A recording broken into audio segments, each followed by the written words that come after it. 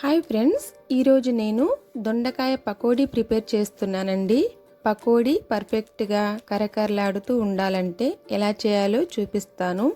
చాలా సింపుల్గా 5 మినిట్స్లో దొండకాయ పకోడీని చేసేసుకోవచ్చండి. పెళ్ళిళ్ళు ఫంక్షన్స్లో మనం తింటుంటాము. అలాంటి దొండకాయ పకోడీని ఇంట్లోనే చాలా ఈజీగా చేసేసుకోవచ్చు. చాలా చక్కగా కుదురుతుందండి. ఒక్కసారి ఇలా ట్రై చేసి చూడండి.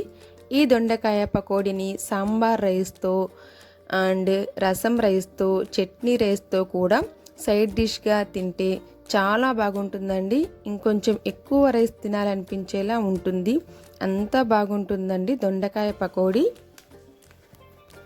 ముందుగా నేను 1/2 కేజీ దొండకాయలు తీసుకున్నానండి. వీటిని బాగా వాష్ చేసేసి సన్నగా పొడవుగా కట్ చేసుకున్నానండి. ఒక్కో దొండకాయలో 8 to 10 పీసెస్ వరకు కట్ చేశాను. చాలా సన్నగా కట్ చేశానండి. చూడండి, దొండకాయలు బాగా కరకరలాడుతూ రావడం కోసము సన్నగా కట్ చేశానండి. ఇప్పుడు ఇందులోకి 1/2 teaspoon salt, 1/2 teaspoon పసుపు, 1/2 టీ స్పూన్ అల్లం వెల్లుల్లి పేస్ట్ వేశాను. ఇప్పుడు ఈ మొత్తాన్ని బాగా కలిసేలాగా కలుపుకుంటున్నానండి. నెక్స్ట్ 1/2 టీ స్పూన్ జీలకర్ర, 1/2 టీ స్పూన్ ధనియా పౌడర్, 1/2 టీ స్పూన్ కన్నా కొంచెం ఎక్కువ కారం వేసానండి. నెక్స్ట్ కొంచెం గరం మసాలా వేస్తున్నాను.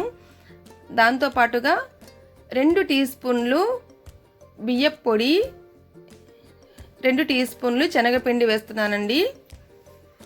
బియ్యపు పిండి 2 టీ స్పూన్లు, 2 టీ స్పూన్లు శనగపిండి వేసేసి ఇప్పుడు ఈ మొత్తాన్ని బాగా కలుపుకుంటున్నానండి. ఇప్పుడు ఇందులో నేను కొంచెం కూడా వాటర్ వేయటం లేదండి, అస్సలు వేయను వాటరు. ఈ తడి సరిపోతుందండి దీనికి. నెక్స్ట్ ఆయిల్ హీట్ అవుతుందండి. ఇప్పుడు చూడండి, ఆయిల్ హీట్ అయింది. కొంచెము పిండి వేసి చూశాను, ఆయిల్ హీట్ అయింది. ఇప్పుడు పొడి పొడిగా వేసుకోవాలండి దొండకాయలని. మనము స్లోగా పొడి పొడిగా ఒక్కొక్కటిగా వేసుకోవాలండి. విడివిడిగా ఉండేలాగా చూసుకోవాలి. ఇలా వేసుకోవాలండి. ఇప్పుడు నెక్స్ట్ వెంటనే వీటిని టర్న్ చేయకూడదండి. కొంచెం సేపు వేగాక తర్వాత వీటిని స్లోగా టర్న్ చేసుకోవాలి. చూడండి, ఇప్పుడు స్లోగా టర్న్ చేసుకోవాలి. మీడియం ఫ్లేమ్ మీద మాత్రమే చేయాలండి వీటిని. మరి హై ఫ్లేమ్ పెడితే మాత్రము దొండకాయలు పచ్చిగా ఉంటాయి. అలాగని లో ఫ్లేమ్లో కూడా పెట్టకూడదు. కరకరలాడుతూ రావాలంటే మీడియం ఫ్లేమ్లో వేయించుకోవాలి. చూడండి, ఇప్పుడు బాగా వేగిపోయాయి. స్పూన్తో అలా అంటుంటే మనకు సౌండ్ వస్తుందండి. అలా సౌండ్ వచ్చినప్పుడు మనము దొండకాయల్ని ప్లేట్లోకి తీసుకోవాలి. నెక్స్ట్ సెకండ్ ట్రిప్ కూడా వేస్తున్నానండి. చాలా ఈజీగా సింపుల్గా అయిపోతుందండి ఈ దొండకాయ పకోడీ. ఇలా సెకండ్ టైం కూడా వేసుకోవాలి.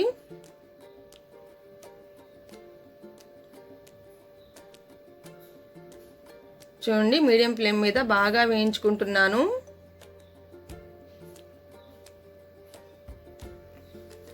అయిపోయిందండి ఇది కూడా. వీటిని కూడా పక్కకు తీసేసుకుంటున్నాను. అయిపోయిందండి. నెక్స్ట్ 2 పచ్చిమిర్చి వేసానండి. వీటిని జస్ట్ అలా కొంచెము వేయించుకోవాలి. ఎక్కువసేపు పెడితే ఆయిల్లో పేలిపోతాయి కాబట్టి వెంటనే తీసేయాలి. నెక్స్ట్ పల్లీలు వేసానండి. వీటిని కూడా బాగా మీడియం ఫ్లేమ్ మీద వేయించుకోవాలండి. చాలా టేస్టీగా వస్తుంది పల్లీలు. హై ఫ్లేమ్ మీద పెడితే కాలిపోతాయి. చూడండి, ఇలా వేయించుకోవాలి. పల్లీలను కూడా తీసి పకోడీలో వేసేయాలండి. నెక్స్ట్ స్టవ్ ఆఫ్ చేసేసి కరివేపాకు వేస్తున్నానండి. ఆయిల్ హీట్ ఉంటుంది కదా, ఆ హీట్లో కరివేపాకు వేయించేసుకోవచ్చు. ఇప్పుడు ఈ కరివేపాకును కూడా తీసి పకోడీలో వేసేస్తున్నాను. అయిపోయిందండి. ఇప్పుడు ఇందులోకి కొంచెము salt, 1/2 teaspoon salt, next 1/2 teaspoon ధనియా పౌడర్, నెక్స్ట్ 1/2 టీ స్పూన్ కారం వేస్తున్నానండి. ఇప్పుడు ఈ మొత్తాన్ని వేసి బాగా కలుపుకోవాలి. ఈ మొత్తాన్ని బాగా కలిసేలా కలుపుకోవాలండి. మనకు కావాలనుకుంటే కొంచెం గరం మసాలా వేసినా కూడా చాలా టేస్టీగా ఉంటుంది. ఇప్పుడు సర్వింగ్ ప్లేట్లోకి తీస్తున్నాను. అంతేనండి, కరకరలాడే దొండకాయ పకోడీ రెడీ అయిపోయిందండి. ఈ వీడియో కనుక మీకు నచ్చితే ఒక లైక్ చేయండి, మన ఛానల్ని సబ్స్క్రైబ్ చేయండి. Thanks for watching.